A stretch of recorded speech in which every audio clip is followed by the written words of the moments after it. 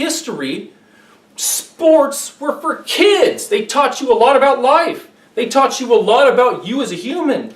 And when you were kids and growing up and playing ball in school, that's cool, that's good. I encourage that. When you became an adult, that's when you went out and you started doing what really mattered, not continuing to play games, but because the American people degraded in terms of their self-worth, in terms of our identity being snatched from us because of the cultural attack by the Marxists coming out of the university campuses starting in the 1960s. And remember, we've talked about this, plays LBJ's Great Society, plays right into Franklin Roosevelt, what he did 20 years, 30 years prior, and played right into what Woodrow Wilson did 20 years prior to that. And we all know where this stuff came from, those worthless, they're traitors, that's what they are. They are absolute traitors to the United States. They hate the United States. They hate the founders of this republic. They don't like absolute freedom for the individual. Private property is their enemy. Gun ownership, absolutely out the window. Incomprehensible to these people. Adolf Hitler said, for the first time in history, we have a nation state that has an absolute gun registry, and it is a wonderful thing. Within a couple of years, he took all their guns and then killed all the Jews, or tried to kill all the Jews, and did all kinds of other things to other minority groups. Come on. Guns are how you protect yourself from a tyrannical, out-of-control government. And there's all kinds of crazy things coming. Look at the border. We talked about that a little bit today.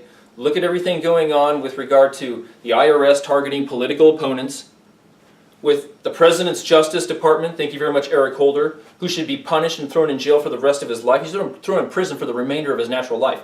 For saying, they're calling returning veterans terrorists. Come on! Gun owners, constitutionalists, Ron Paul supporters, veterans who speak their mind like me, terrorists.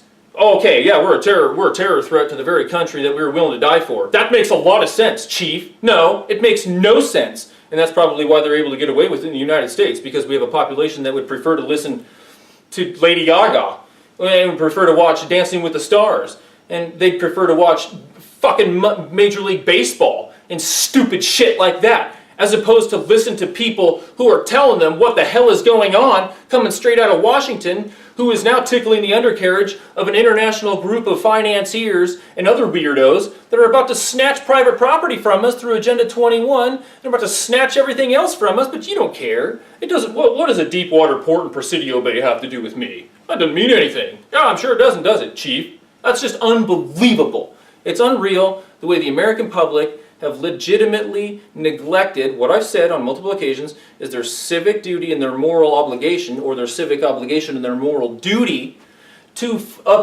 participate, make their voice heard, and be a legitimate member, an active member of this system that governs this society. I'm not going to say governs us, because it doesn't. We're the master. The people are the master. The government is the servant, and the servant bows and does what the hell we tell it to, right? It's the way it's supposed to be. Yeah, right, not anymore. That's crazy.